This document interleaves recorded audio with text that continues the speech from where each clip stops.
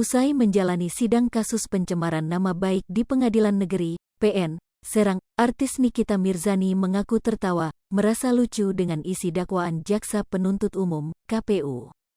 Nikita Mirzani menjalani sidang digelar di ruang sidang PN Serang pada Senin, tanggal 14 November tahun 2022, sekitar pukul 10.45 waktu Indonesia Barat. Saat sidang itu, Nikita Mirzani tertawa saat Jaksa Penuntut Umum, JPU, membacakan dakwaan. "Yah gitu aja, ketawa saja," ucap Nikita Mirzani dikutip dari artikel tribunbanten.com dengan judul ini alasan Nikita Mirzani tertawa di PN Serang saat JPU bacakan dakwaan.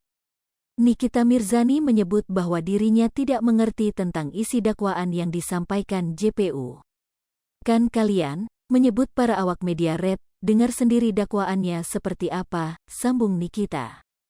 "Saya kurang tahu," sambungnya.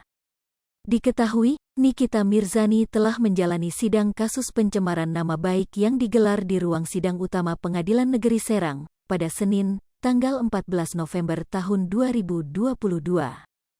Jaksa Penuntut Umum, JPU, pada Kejaksaan Negeri Serang mendakwa artis Nikita Mirzani melakukan pencemaran nama baik melalui UU ITE kepada Dito Mahendra. Nikita Mirzani didakwa pasal 36 junto pasal 27 ayat 3, junto pasal 51 ayat 2 UU Republik Indonesia Nomor 19 Tahun 2016 tentang perubahan atas UU Nomor 11 Tahun 2008 tentang informasi dan transaksi elektronik.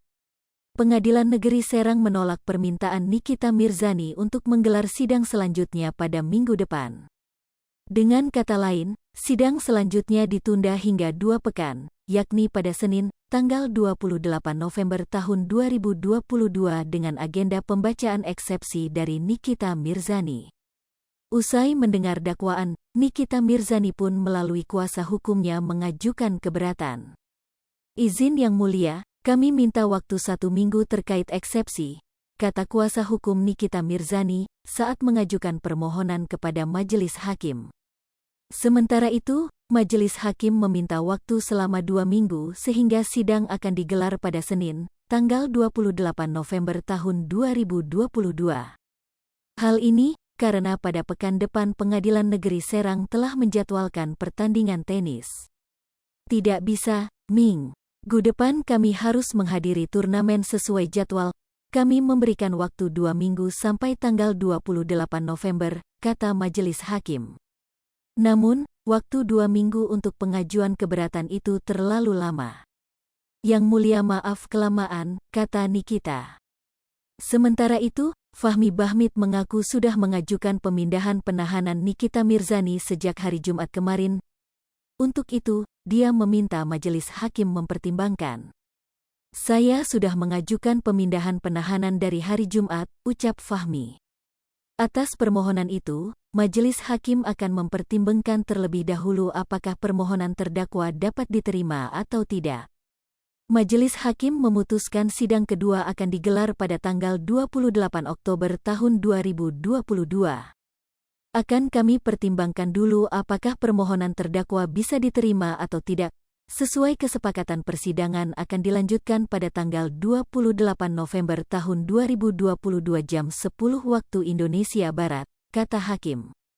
Di persidangan pertama ini, sidang kasus pencemaran nama baik terhadap Dito Mahendra sempat molor selama 1 jam.